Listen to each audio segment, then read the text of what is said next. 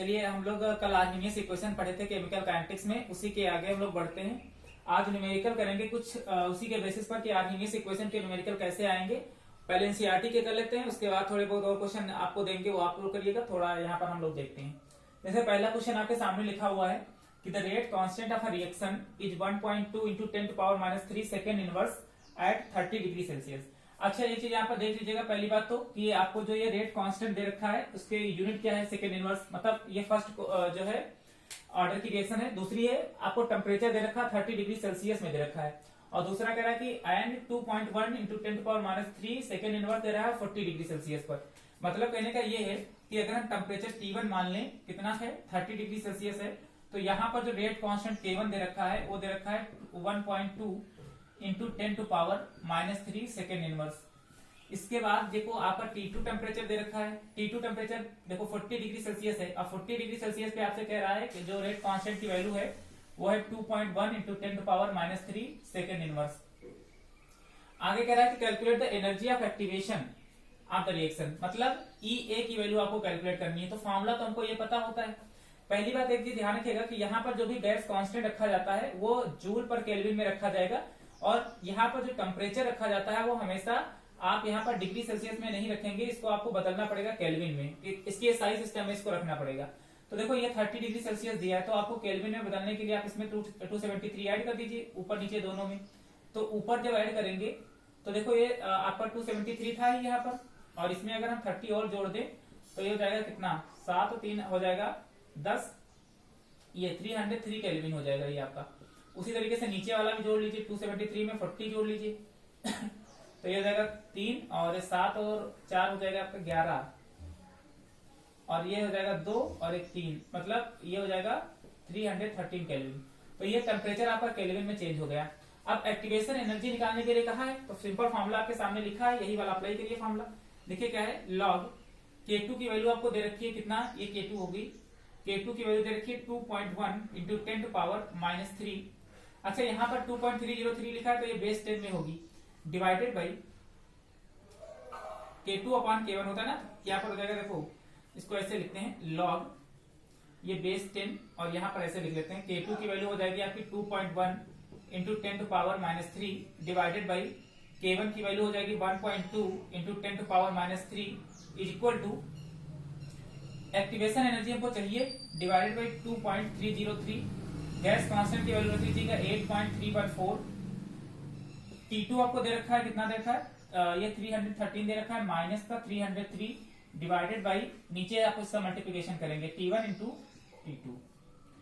इसको थोड़ा सा सिंप्लीफाई कर लेते हैं। देखो क्या हो जाएगा, लॉग ये पावर कट जाएगी, इस पॉइंट से ये पॉइंट आपका कट जाएगा, तो ऊपर बचेगा 2.1, नीचे बचेगा पॉइंट हटा दिया हमने इसे, तो ऊपर हो जाएगा आपका 21, नीचे हो जाएगा 12, ये हो जाएगा बेस 10 इज इक्वल टू, यहाँ पर हो जाएगा ऊपर तो ये एक्टिवेशन एनर्जी कैलकुलेट करनी थी, नीचे हो जाएगा 2.303 इंटू 8.314। देखिए आर्मीनियस इक्वेशन में क्या है ना कि कैलकुलेशन बहुत होगा। अब देखो 313 में से अगर 303 माइनस कर देंगे हम लोग, अगर हम 303 इसमें से माइनस कर दें तो ये 0 हो जाएगा, मतलब बचेगा कितना पर 10। तो ये आपका हो जाएगा, ऊपर हो जाएगा 10 और नीचे हो जाएगा 313 और इंटू का 303 ये। अब आपको क्या करना है, देखो ये 12 है, ऊपर 21 लिखा है तो लॉग 12 की वैल्यू देखना आपको ज्यादा हो जाएगा, तो इसको काट दीजिए। देखिए अगर हम 12 को 21 से डिवाइड कर दें तो 1 टाइम चला जाएगा, ये कितना हो जाएगा, और एक यहाँ है 11, 11 से अगर 2 जाएगा तो बचेगा आपका 9, पॉइंट लगाएंगे 0 बढ़ाएंगे यहाँ पर, और ये हो जाएगा 7 टाइम्स जाएगा, मतलब ये 1.7 के आसपास में लगभग आएगा। लॉग 1.7, देखो 1.7 है ना, तो इसको लगभग 2 मान लेते हैं, और लॉग 2 की वैल्यू रख करके आप इसको कैलकुलेट कर लीजिएगा, तो आपका आंसर लगभग में आ जाएगा 2.303 इंटू 8.314 इंटू 10, और ये हो जाएगा 313 और इंटू 303।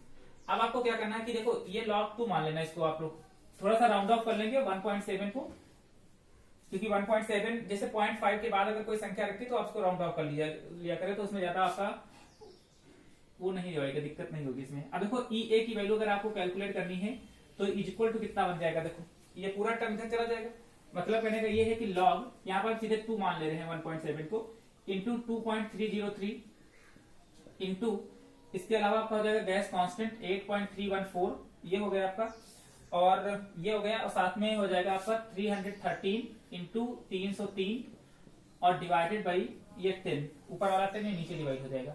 अब इसको जब आप लोग, आप कैलकुलेशन आप लोगों को खुद से करना पड़ेगा, बुरा भाग है, ठीक है। कैलकुलेशन आप लोग कर लीजिएगा, हम आंसर लिखे दे रहे हैं, कैलकुलेशन आप लोग खुद कर सकते हो। log 2 की वैल्यू आपको पता है 3.01 करके कुछ होती है, और इसको मल्टीप्लाई करके जब आप निकालेंगे तो जो आंसर आपका आएगा वो हम लिखे दे रहे हैं यहाँ पर। आंसर आपका आ जाएगा ये 44.13 ये किलो जूल में आएगा।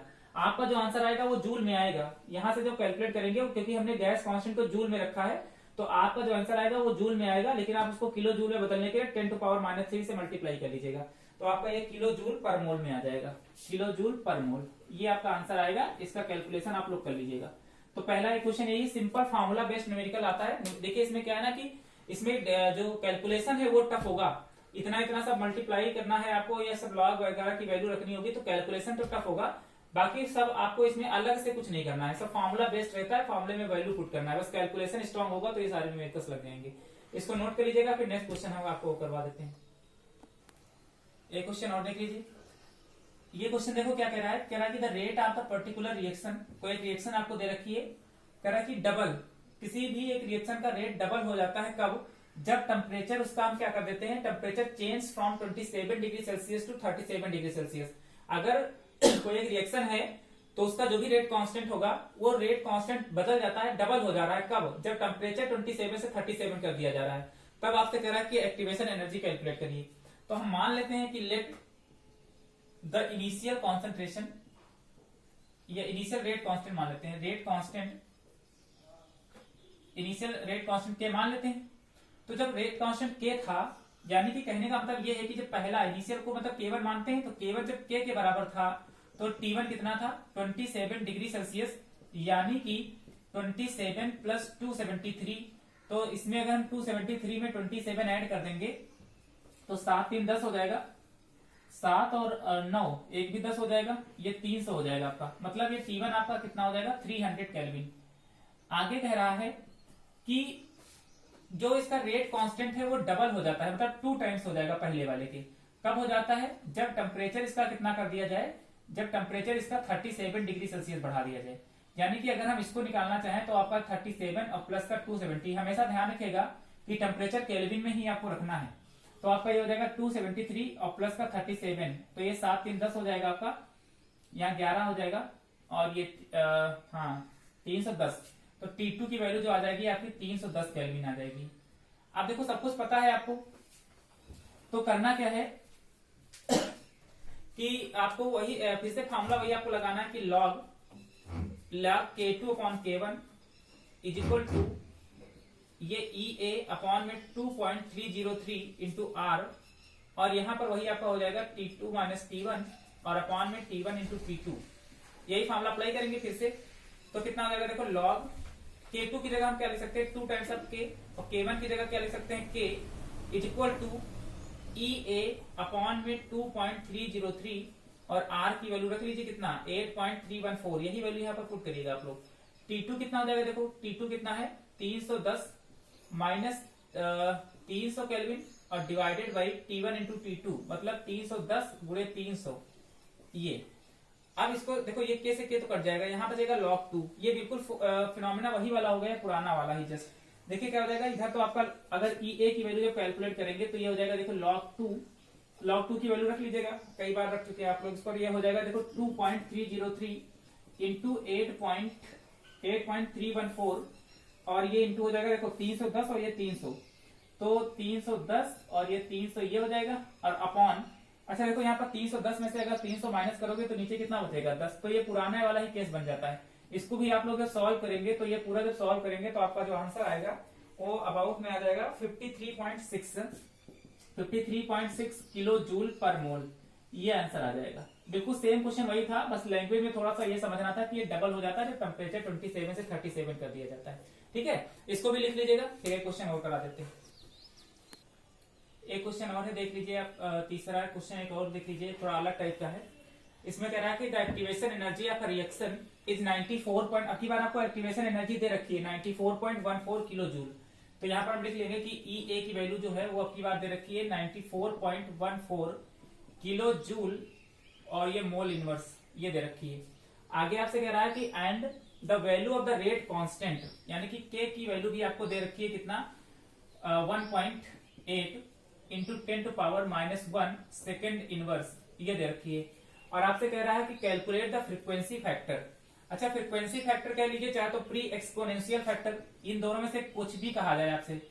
प्री एक्सपोनेंशियल फैक्टर आपसे कहा जाए या तो आपसे ये कहा जा रहा है, तो हमने इसको कल आपको आर्मीनियस इक्वेशन में बताया था। इसका मतलब क्या है कि आपसे ए की वैल्यू निकालने के लिए कह रहा है की बात ये। और टेम्परेचर तो आपको दे ही रखा है कि टी बराबर आपको दे रखा है 313 केल्विन, तो आपको इसमें चेंज करना नहीं, इसको लेकिन बदलना पड़ेगा ये क्योंकि जब रेट का उसकी आर की वैल्यू रखेंगे तो जूल में रखेंगे, तो इसको चेंज कर लेना इंटू 10 टू पावर क्या कर लेना है, माइनस का 1 किलो जूल है तो जूल में बदलना, तो 10 टू पावर 3 कर लेना है यहाँ पर, तो ये जूल मोल में बदल जाएगा आपका, तो आसान हो जाएगा। अच्छा देखिए क्या है ना, इसमें K1 K2 की वैल्यू आपको देनी रखी है, एक ही रेट कांस्टेंट दिया है और ए आपसे निकालने के लिए कहा है, तो वो K2 K1 अलग अलग टेम्परेचर पर जो इक्वेशन बनती है उस इक्वेशन से तो आप कैलकुलेट कर नहीं पाएंगे। तो इसको कैलकुलेट करने के लिए करना क्या पड़ेगा आपको, फिर इसको कैलकुलेट करने के लिए आपको आर्किमिडीज की इक्वेशन लगानी पड़ेगी, पहले वाली अगर याद हो तो।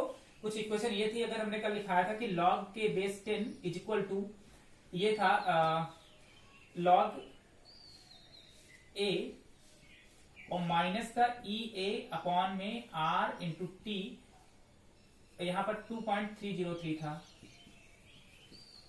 यही क्वेश्चन बनी थी जहां तक, एक मिनट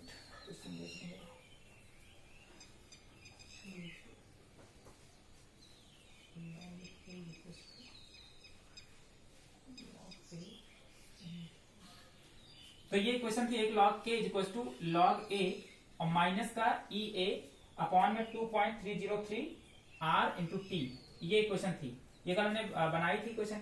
हमको यहाँ पर a की वैल्यू चाहिए, तो देखो क्या करेंगे, log a इक्वल टू इसको इधर उठा लाएंगे तो कितना हो जाएगा log के बेस 10 और ये प्लस का हो जाएगा इधर आएगा, तो ये ई ए और ये 2.303 इंटू आर इंटू टी।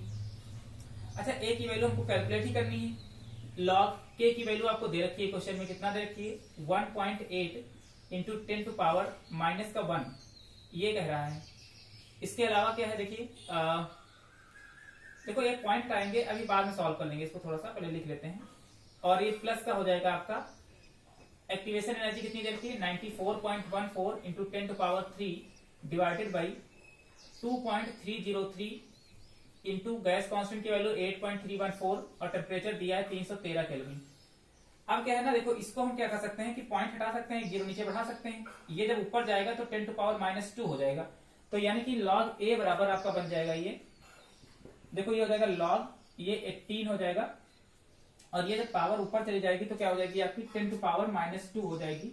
ये माइनस था, ऊपर जाएगा तो ये देखो 10 है, ऊपर जाएगा तो -1 ये भी हो जाएगी, माइनस माइनस हो जाएगी 2 प्लस सी। अब ये हो जाएगा आपका प्लस का 94.14 into 10 to power 3 divided by, देखो इतना लंबा थोड़ा कैलकुलेशन आपको करना ही पड़ेगा, इंटू 8.314 इंटू 313। अब क्या है ना, देखो हमको पता है कि log, देखो ये m इंटू n के फॉर्म में लिखा है, तो ये देखो पावर कहाँ चली जाती है, देखो ये m इंटू n है, तो हम इसको ऐसे करके भी तो लिख सकते हैं कि log 18 plus log 10 to power -2, यानी कि log m इंटू n को log m प्लस n के फॉर्म में लिख लिया है, ये हो जाएगा। और ये प्लस का 94.14 into 10 to power 3 divided by 2.303 into 8.314 into 313। तो देखो अब ये log a, अब यहाँ पर आपको क्या करना पड़ेगा, देख करके log 18 की वैल्यू रखनी पड़ेगी।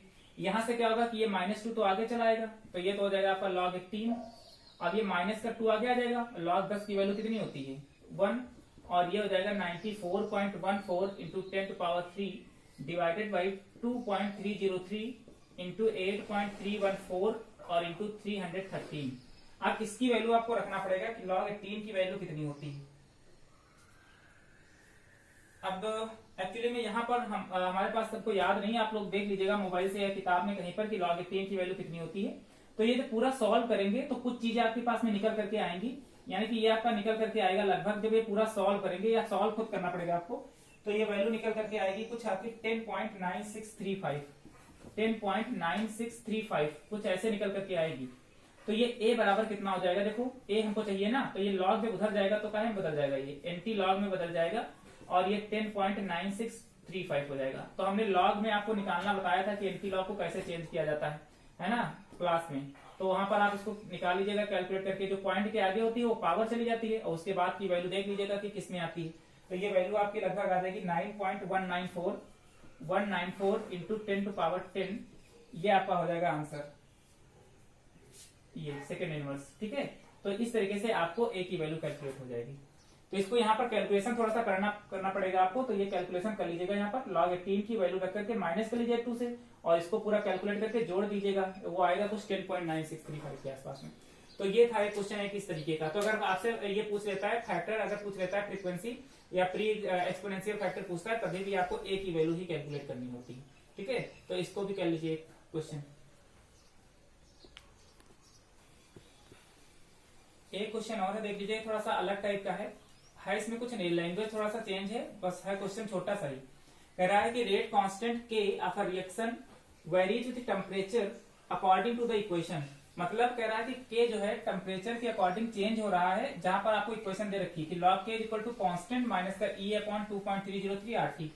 अब कह रहा है कि when a graph is plotted for log k versus 1 quantity, मतलब अगर हम log k और अगर 1/t के वर्सेस अगर इसके बीच में हम ग्राफ अगर प्लॉट करते तो ग्राफ कुछ ऐसे बनता था कि स्ट्रेट लाइन कल बनाया था हमने। तो कह रहा है कि आ स्ट्रेट लाइन स्लोप, तो इसका स्लोप आपको दे रखा है कितना, माइनस का 66 और ये 70 केल्विन। आगे कह रहा है कि is obtained calculate the energy of activation, आपको EA की वैल्यू कैलकुलेट करनी है। ये गैस कांस्टेंट आपको दे रखा है। अच्छा, हमने कल वाली जो ये जब हमने स्लोप बनाया था तो हमने स्लोप का फॉर्मूला भी लिखा था कि स्लोप का फॉर्मूला होता है माइनस का EA अपॉन में 2.303 R, इतना ये स्लोप होता था। ये चीज हमने कल लिखी थी, कल वाले में देख लीजिएगा जिन्होंने नहीं देखा है। और ये स्लोप आपको दे रखा है कितना, माइनस का 66 और ये 70 पूरा केल्विन में दे रखा है। आपको यूनिट भी कैलकुलेट करनी है इसकी, माइनस माइनस कट जाएगा।